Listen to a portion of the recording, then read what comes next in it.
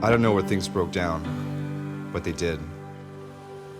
Somewhere our modern world promised that technology would help us, connect us, but we're more divided than ever, and more alone. The American dream is that our children would be better off than we were, but we aren't even sure where we're going, let alone how to get our kids there. Where can we go for help?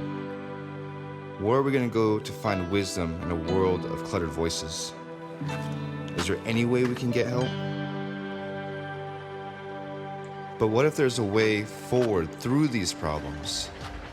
What if there are actual solutions for these modern issues? And the only thing it takes is for us to call for help.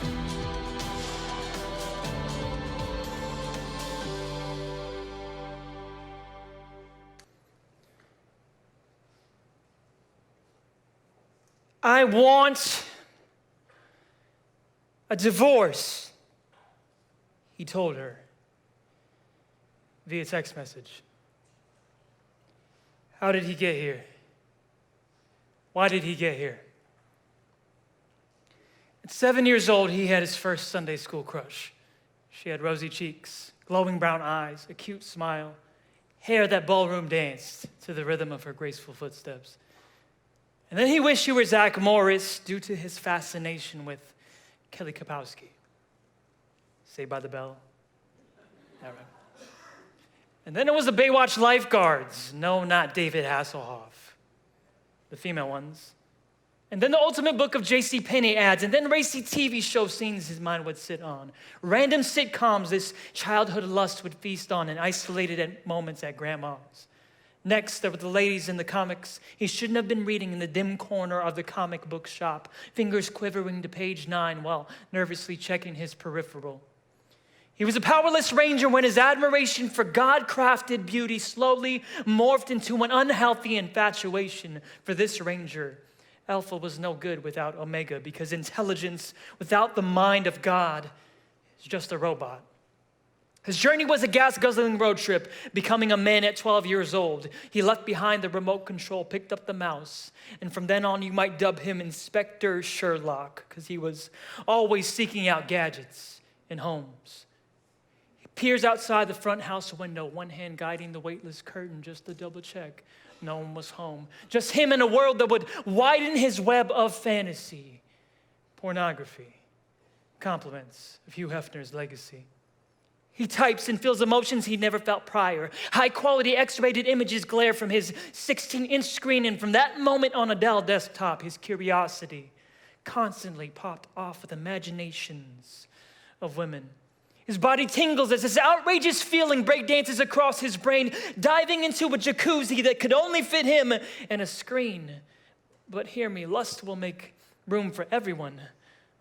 Oh, but not for your family, not for your friends. Not for intimacy.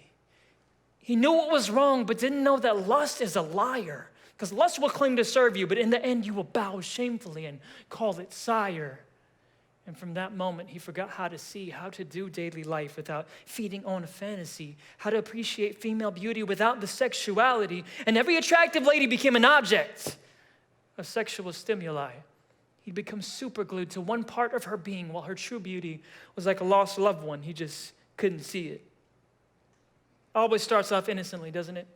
Once upon a time, maybe age 8 or 7, having a crush on a girl didn't mean he craved her body. Actually meant he admired her person, her smile, her laugh, her humor, without it resulting in masturbation. Oh, excuse me, we're in church. Did I just say that? He prayed, but it didn't leave. He fasted, it still attached, took extreme measures, living in a house with 5 other Christian guys, unhinged his room door to create more accountability. Tried to ask a fellow brother for help once or twice, but it's like no one else understood this battle that he realized.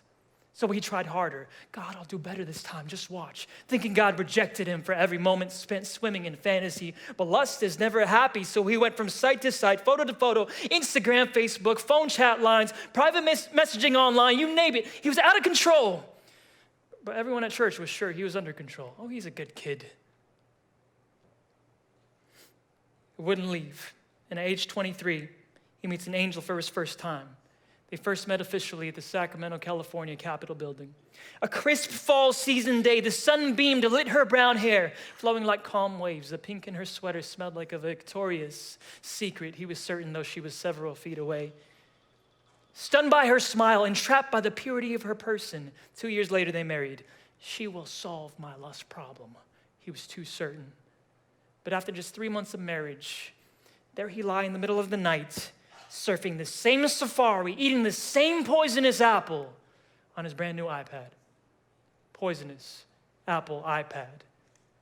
I'll never do it again, he told her, because it hurt her. And she held her face in tears, broken knowing the man she trusted with her whole heart would betray her. The till death do us part guy was slowly emotionally killing the queen he gave that vow to. And with tears grazing her cheeks as they left her eyes, she asked, why? His heart pounding, sweat dripping as he saw that she found the sights on his device. I'll never do it again, he said, because it hurt her. But a month later, there he was again, staring at a device, drooling while she slept late at night. Could it be that his longing, craving after craving, image after image, trained his spirit to do the same to his wife, swipe up to move on to the next image? And then spiritual death made him part from her after 5 years of marriage, 2 daughters later.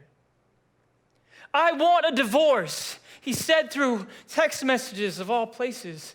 I mean, what a fool, right? An incredible wife, 2 beautiful kids, treasures what people search for, not what they get rid of. I want a divorce. I told myself that I'll never use that line, but I have to be honest with you today and say this story is mine. But there was once a time when the woman I dreamt of as a young boy, she didn't have perfect lips, eyes, or shaped hips. Sure, she was modest but beautiful, humble but confident, maybe a little shorter than I. At one time, the woman of my dreams didn't give in to my every wish. She'd argue with my logic, because I didn't dream of a woman who only came to life with a tap or a click, click. I dreamt of one with a heartbeat, not someone I could control on a whim, but someone to breathe real life with. But pornography trained my brain to never be satisfied with one. So I want a divorce did not start in my 20s. It started at age 10. And not with the woman of my dreams, but the ones of my fantasy. I drooled over tight jeans, not understanding that wasn't his purpose for crafting her jeans, because he's a genius. Far too brilliant to create a being fully accessible through one tap or click. Age 25, now separated from my wife. I was walking into the biggest setup of my life. If I could title it, I would call it Confess Your Sins One to Another and Pray for One Another that you may be healed. Honesty overtook me. I found myself surrounded by a community, other guys, and transparency swept my heart into this reality God made me for. For the first time, I admitted my weaknesses and found strength through that. Because if you walk out of a dim room and into the sunlight, but then back into the dim room, you'll then realize how dark that dim room was. But if you stay in the dim room too long, your vision will readjust to darkness. But I won't let my vision readjust because I love freedom too much. You see, I followed through with divorce. But I didn't divorce my wife. I divorced my counterfeit life. I filed for divorce from my old man and my old ways, and while lost in my circular maze, God took my hand. He said, son, I'm with you always. I like to claim that I'm a grown man, but I still have this little boy heart, still needs his father. And my wife was an image of Christ. She could have given up on me, but she would say, God didn't tell me to. Lust is an illusion built upon fantasy, but for so long it felt like freedom was my fantasy. You know, something that looks so amazing, but you could never really get. But finally, I'm celebrating 3.5 years of freedom from sexual addiction. Freedom is my reality.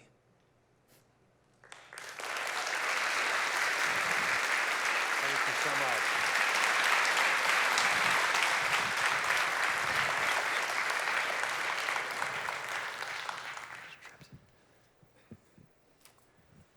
That is Mark J., and he is a spoken word artist and poet from Sacramento. Can we thank him again?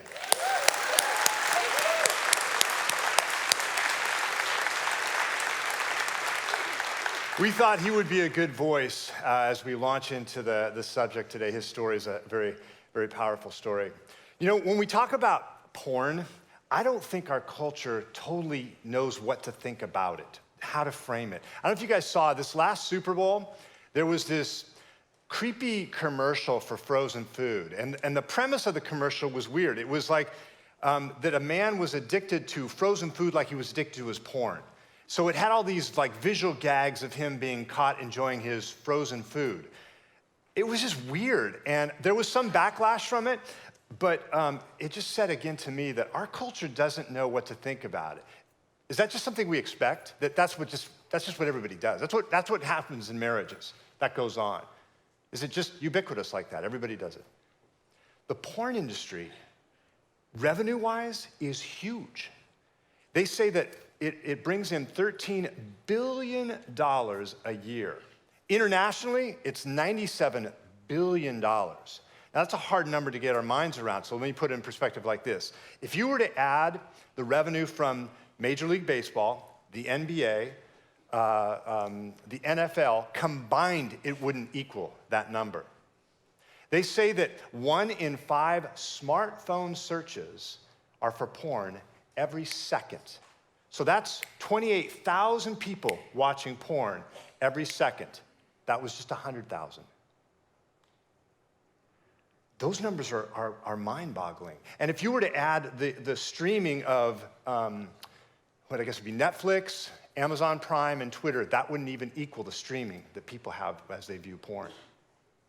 And one of the sad things to me as I read through some of this was they said that, this stat is interesting, that if you were a regular viewer of porn, the likelihood that you would step into marital infidelity is 300% likely. It increases it by that much. I can't even fathom that. Unless we think it's a problem that's out there in our culture, you guys, this is us. This is us too.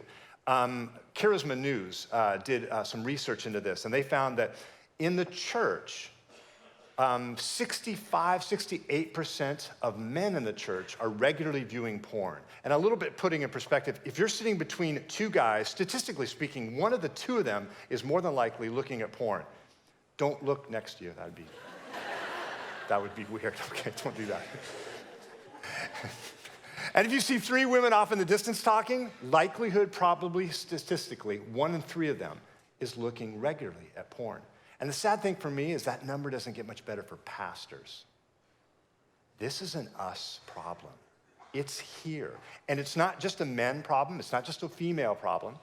It's not just a problem for singles or married people. And it's not a problem just in our culture or just in the church. It's an us issue.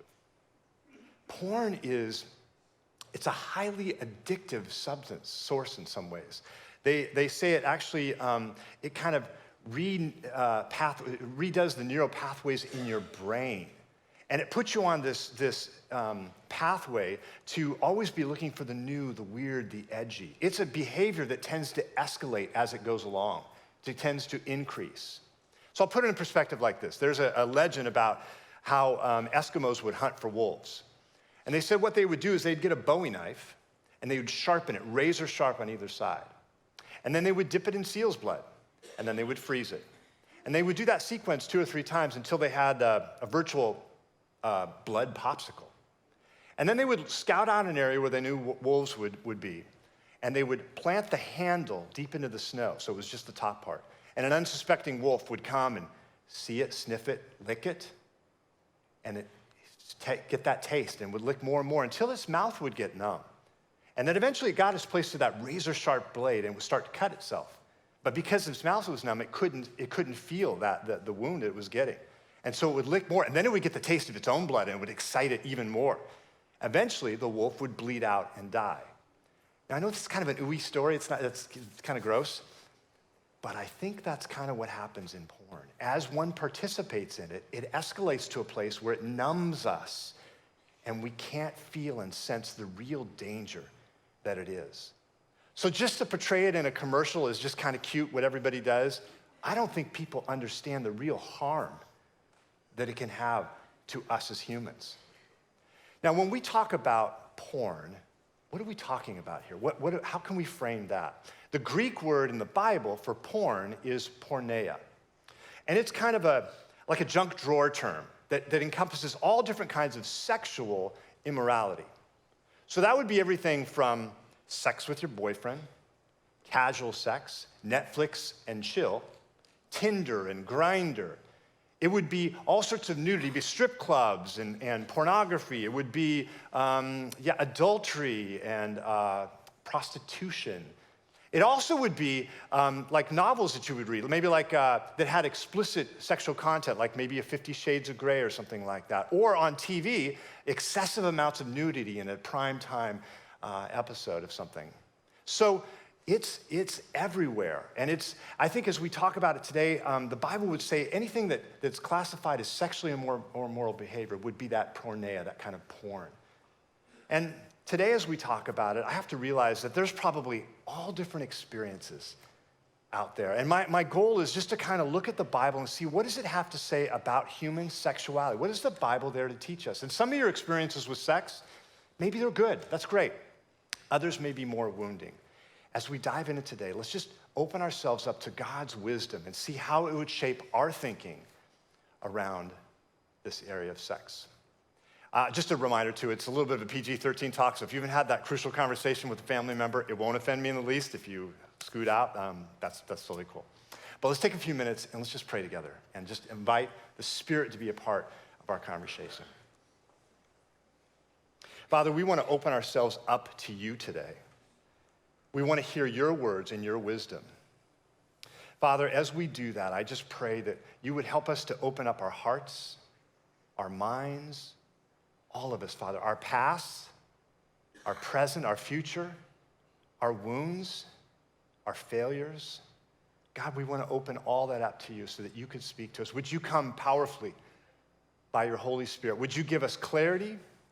But also, Father, would you come with compassion? We ask in Jesus' name, amen.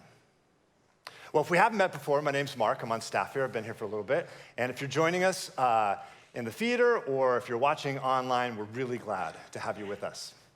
We've been in this series called Roadside Assistance. And what we're trying to do is find these areas in our journeys with God that trip us up, that cause us to get sidelined, and then look in a little bit to see what does the Bible have to say? What do the ways of Jesus have to say about helping us in our journeys with him? And I think anytime you begin a subject like this, you have to begin with where the Bible starts. And you know where the Bible starts? The very, very beginning of the book in Genesis. There's this ancient, beautiful Hebrew poem that says, in the beginning, God created the heavens and the earth. Now, that's an ancient way of saying from top to bottom, from A to Z, God created everything. And because he created, he is the designer. He is the creator behind it. It has an intended purpose, and it has a meaning. And when we get to the end of this ancient poem, God says to look back over all creation. You remember what he said? He looked back at it and said, it is good. Good. Now, the Hebrew word for good has a nuance to it that's interesting. The word is tov. Say that with me. Tov. And the Hebrew word implies some areas that it can be experienced as good, meaning it's good to the touch, it's good to the taste, it's good to the feel. We can experience that God's creation that way as we're immersed in it is good and it is lovely. So right from the get-go, we need to realize that two things are very crucial about this subject. Number one, sex is good. It's good. It's a gift God has given us in creation to enjoy for our pleasure. But the second thing we have to realize is that it's also powerful. It's very, very powerful how it works. I would liken it to nitroglycerin. Now, nitroglycerin is a very powerful chemical that in its solid form, it actually heals the heart. It's used for medicine. But in its liquid form, it's very unstable, and it can be used to blow up a bridge. It can be very, very destructive. And so as we think about it, we have to realize that sex isn't necessarily sin, it's a good gift. But unlike what Hugh Hefner and our culture may tell us, it isn't also our salvation. And I think to frame our thoughts, we have to realize that the only container powerful enough to hold this kind, only container strong enough to hold this kind of power is marriage between a man and a woman for life. Let me say that again. The only container strong enough to hold this kind of nitroglycerin is a marriage covenant between a man and a woman for life. Sex is good, but it is very powerful. And so to help us in our conversation, I want to look at the book of Proverbs. And the book of Proverbs is this ancient book of Hebrew literature that is more than just a Proverbs of like wise, catchy sayings. Proverbs is answering a very specific question. The question that it's answering is this: what does it look like to live well in the world? What does it look like to flourish? And throughout the book, wisdom is personified as this good teacher that's leading us into good critical thinking. And wisdom is this unique force in the world called hakmat. Say that with me. Yeah. It has to have that guttural sound to it, as silly as it sounds. And hakmat is there to guide people. Hakmat is woven really into the fabric of just how life works. More than giving us a bunch of rules, hakmat is there. It teaches us the skill of artful living. And I want to drop into a few passages in Proverbs. It's really unique, you guys. Proverbs 5, 6, and 7 launches into a very long discourse about sex. I don't know too many places in the Bible that have that much to say about it. So it's there, I think, in a significant way to really help us to think wisely about it. And I think what we're going to see over and over and over is sex is good, but it is powerful. So let's drop in right beginning of Proverbs 5 and see what the author says. My son, pay attention to my wisdom. Turn your ear to my words of insight, that you may maintain discretion and your lips may preserve knowledge. This is the author's way of saying, hey, it's super important. Listen to this subject. Let me have your attention. And then it goes on to say, for the lips of an adulterous woman drip honey. Her speech is smoother than oil. But in the end, she is bitter as gall, sharp as a double-edged sword. Her feet go down to death. Her steps lead straight to the grave. She gives no thought to the way of life. Her paths wander aimlessly, but she does not know it. One disclaimer, I have to say. The wise teacher is going to use this woman as the personification of sexual temptation. But don't miss the point. The Bible's not suggesting that woman alone is the one who can be sexually tempting. Men can be just as much so. But think about it like this. The teacher is addressing one of the son's potentially greatest moral dangers, and that's the area of sex. And so she's personifying this adulterous woman as the lustful temptation, the lustful tempter. And what we're going to see as she develops this thought, first off, is sex is good, but it has the power to wound. It has the power to wound. Dave said it a few weeks ago. You know, it's like a knife. It has the ability to fillet a fish or stab you in the neck. It has that kind of potential. It's like nitroglycerin. It depends on how it's used. And I'll tell you a little bit about my journey, just a little bit. So I grew up in a street not too far from here that was all boys, and they were all mostly older than me. And the guy directly across from me, his dad literally had stacks and stacks of every kind of porn magazine you can imagine. And all the neighborhood boys, we would just show up, usually once a week. He would give us one of the magazines. We'd take it and slip it underneath our mattress. He became like the virtual porn librarian. Everybody would kind of check in with him. And I did this for most of my years in junior high. There was probably never a week I didn't have some kind of literature like that to look at. And what's so interesting about porn is it does two pretty destructive things. It hijacks two things. It hijacks our sense of intimacy, and it hijacks our sense of identity. When you think about intimacy in this kind of context, it gives us a false sense that we're really connecting with another person, and it culminates in this beautiful, pleasurable experience. But it's only one-dimensional, right? Right? You're not seeing that person like when they have irritable bowel syndrome or something. You know what I'm saying? You're not seeing them at that moment where they're not in the mood or they're not wearing makeup. You're seeing them in this one-dimensional light that isn't truly intimate with them. And so it hijacks that. But I think it also hijacks our sense of identity.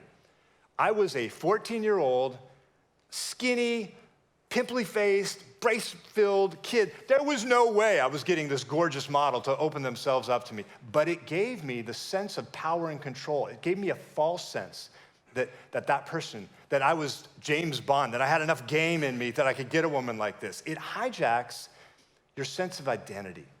And I listened to I came across one writer, and she said it like this: nakedness expresses a giving of oneself, one's priceless self to someone else.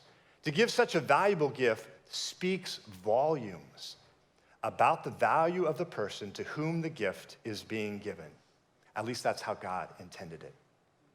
It hijacks those two things. It is a double-edged sword, like the text says, that cuts both ways. It cuts in our intimacy, and it cuts in our identity. But I'll tell you also a little bit of how it wounded me. So when I got to high school, I came across the varsity basketball coach, and he brought me in as a young kid. I was only a freshman there on the team, and he gave me special privileges, and I didn't realize he was grooming me in a certain way. He was completely a wolf in sheep's clothing. He, for the next 2 years, just sexually abused me. And that left two pretty profound impacts on my life, pretty distinct wounds. And the first wound was I had this voice for years that would say to me, "What must be so flawed about you that you're so weak that you could be a victim, that you would succumb to something like that? Why didn't you?" And that beat on me so much. And I had to fight. I had to fight against that a lot. And the other wound I experienced, one of my counselors told me this: when your first sexual experiences are taboo and forbidden, it sets the bar for all your other sexual experiences, and you end up chasing that. And that created so many issues for me that it was hard to overcome. And I'll have to be honest with you, I'm good. I'm good now. I've had years of counseling and therapy over the years. I've had years of sobriety from porn. I'm good. Matter of fact, God brought Lisa to me as this wonderful gift. We first started dating when I was getting some counseling for this, and she's been with me and so compassionate, so understanding as I've wrestled with this.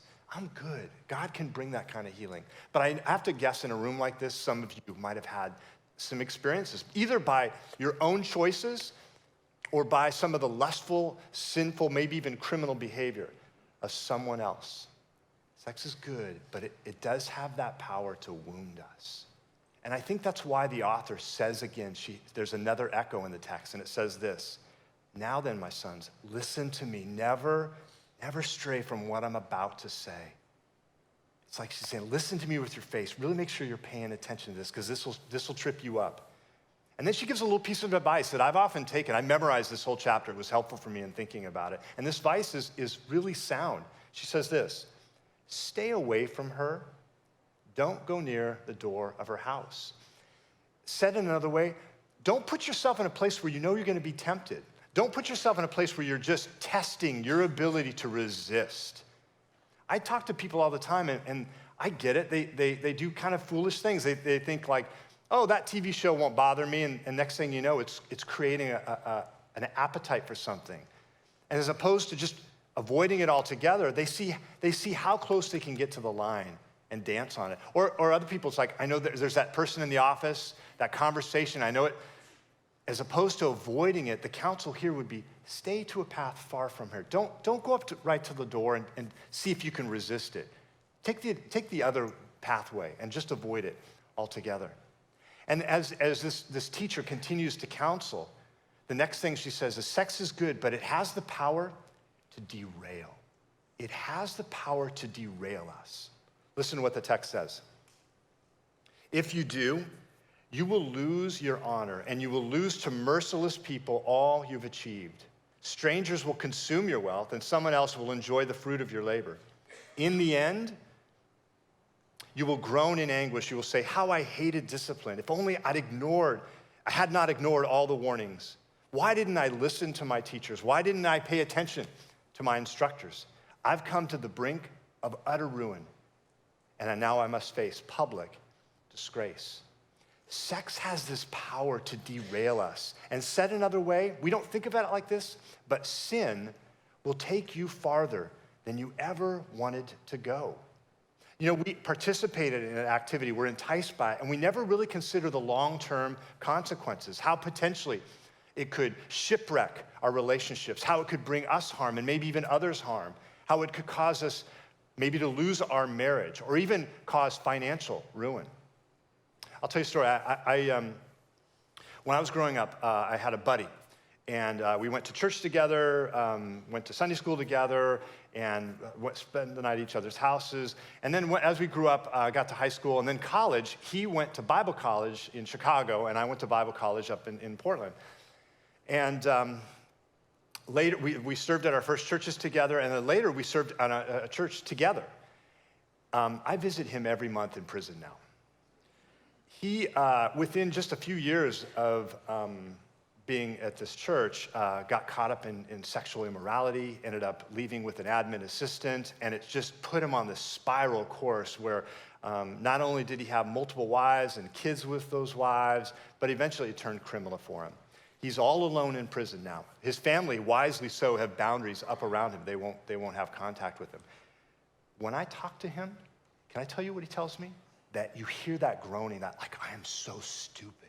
Why did I exchange all that for this?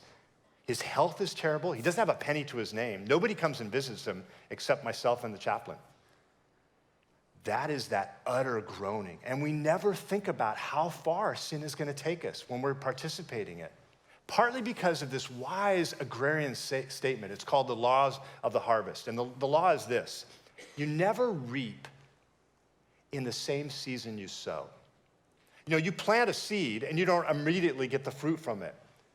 We tend to think, right, that if we do something bad, God's gonna whack us, you know, that it's gonna be a bad day or something like that.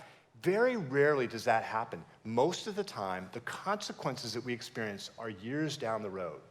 You may be participating, I may be participating in something and thinking, I guess God's okay with it.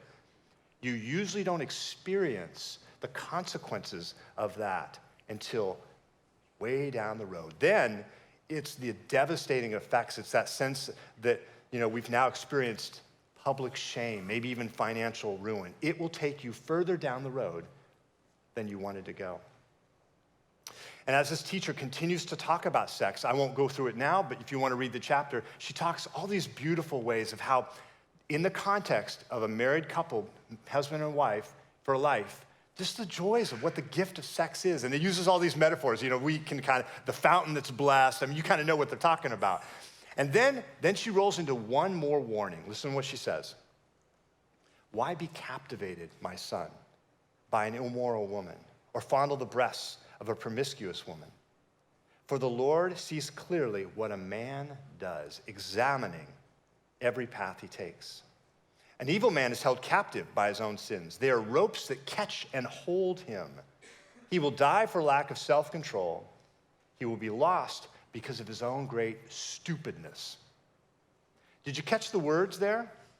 Hold. Lock down. Sex is good, but it has the power to control us. It has this unique power that can have a control over us. It can catch and hold us. It can captivate us. It can enslave us in a very powerful way. And one of the reasons I think it is so powerful in us is because when it's held in secret, it has a power over us. The general principle is sin that is held in secret has a power over us. I heard somebody once say that you're only sick as your secrets. Now, clearly God sees everything that we do. But when we hold that in secret from anybody else, it has the power to lock us up and to chain us down. Last year, I went to a seminar that Os Guinness, a great theological thinker, was leading. And he talked about the power of secret sin and how we can tend to manage it, or how people kind of compensate for it by compartmentalizing. They compartmentalize their thinking.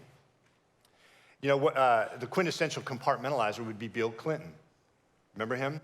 He had all these public areas of his life that seemed to be going full throttle, but he had this one little area that nobody seemed to know about until it blew up on him. And then there was lots of shame and disgrace with that. That's the compartmentalizing thinking. There's an ancient Haitian proverb that says this. It's a story. The story goes like this. There was a man who owned a home, and he wanted to sell it for $2,000. There was a prospective buyer who saw the home, but was poor and didn't have the money for it. He had $1,000. And so they bartered for a little bit, and the original owner said, I'll tell you what, I'll sell you the home for $1,000, but the only thing I want to keep is one nail over the front door. The guys are like, oh, sure, that's a great deal. Okay, I'll do that. So they moved in. A few years later, the original owner wanted to buy the home back, but the new owner was reluctant to sell. So the original owner went out, grabbed the carcass of the dead dog, and hung it on that nail. Within hours, that home was completely unlivable. That's the exact kind of thing that happens here. If you give the enemy just one small little foothold, he can return and bring absolute ruin to the whole home. You see, our dirty little secrets can appear to be just that, just one little compartment, one tiny little nail, but it has that power to hold us and chain us and lock us. And what Os Guinness suggested was a compensation to release that power of secret sin was two very specific things: confession and community. Confession and community tends to break that powerful hold of secret sin. Sure, God sees, he examines our path, he forgives us as far as the east is from the west. But I heard somebody say it like this. It's not theologically accurate, but I think it's wise. It doesn't count if it's just God. It's something so powerful that when we enter into community and speak that to another trusted person, that it somehow really does release the power that it has over us. Another wise theologian, Dietrich Bonhoeffer, says this about confession. In confession, there takes place a breakthrough to community. Sin wants to be alone with people. It takes them away from the community. The more lonely people become, the more destructive the power of sin is over them. When we confess, when we bring the dirty little secret into the light, what does it do? It opens us up for forgiveness and for healing. We then enter into community with Christ, but very powerfully with another person. We enter into Christian community. He goes on to say this: confession in the presence of another believer is the most profound kind of humiliation. It hurts. It makes one feel small. It deals a terrible blow to one's pride. But sin that has been spoken and confessed has lost all of its power. As it trickles across your tongue, there's something supernatural about it releasing some of that stronghold that it has. It brings it into the light and it opens us up to connect with another person. And so I just want to offer just a few things. If you're in a place where you need to confess, I found these things to be helpful in our thinking about how we confess in community. First off, I would say if you're in that place, you want to find a trusted friend, somebody that you can be vulnerable and disclosive with. If you're a student, you want to find a trusted adult. It could be a teacher, it could be a pastor, somebody you know that you can put your trust in. If you're a single individual, maybe it's a roommate you know you can trust with that kind of delicate information. If you're married, it needs to be with your spouse. But here's what I would coach you along. One of the first things I'd say is you need to find an appropriate time and a place to have a discussion that's that explosive and that weighty. Don't get in the car on the way home today with the kids fighting in the back. Oh, hey, honey, I got something we got to talk. Don't do it like that, okay? Find a good time that's good for you, good for him or her, and have this kind of conversation. And before you approach it, maybe even process with another person, you want to think through what you're going to say. Don't just spitball it. Think through about what you're going to say. And what I would tell you is you need to acknowledge that the offense is to God, but also the offense is to the other person. And what I would tell you to do is share the breadth of the things that have gone on, but not the depth. And by that I mean share the extent of the activities that you participated in that were wrong, but don't go into all the gory details. What I find that puts a very unkind, unhelpful burden on the other person. Just share the extent of what you've done. And then the next thing is you need to share some kind of game plan.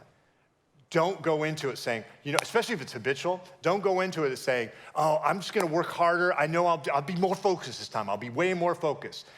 If it's got any kind of reoccurrence for you, you're gonna need some community. You're gonna need some other kinds of assistance. And that other person wants to know. They'll feel safe if you have some kind of game plan. And then the final thing I'd say is this: give it time to process. Give the other person some time to process what you shared. You're gonna wanna hear, you're forgiven, it's all good. You're gonna wanna hear that. But the truth is, if it's weighty like that, the other person needs some time to process and think of it. Don't push for that kind of thing right away. And I'll be honest with you, this has been something I've worked on over the years. I'm in a good place now. I've been good for a number of years. But I've been to counseling and therapy.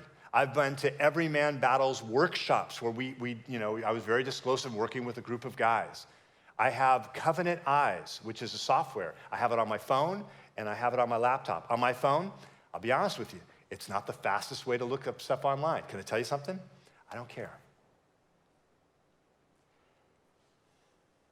I love the freedom.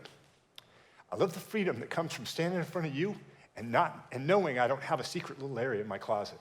I love it even more that I can look at my wife and kids and say the same thing. I love that a lot. I love that freedom. It's worth it to me. I tell my wife she's more than happy to look on my phone anytime she wants. I actually have accountability partners that I meet with regularly. Lisa left town this last week. I texted my buddy, hey, you know what? Lisa's out of town for the week, for a couple days. This is what I'm not gonna do. Okay, buddy, I'll call you in the morning. I'll text you in the morning.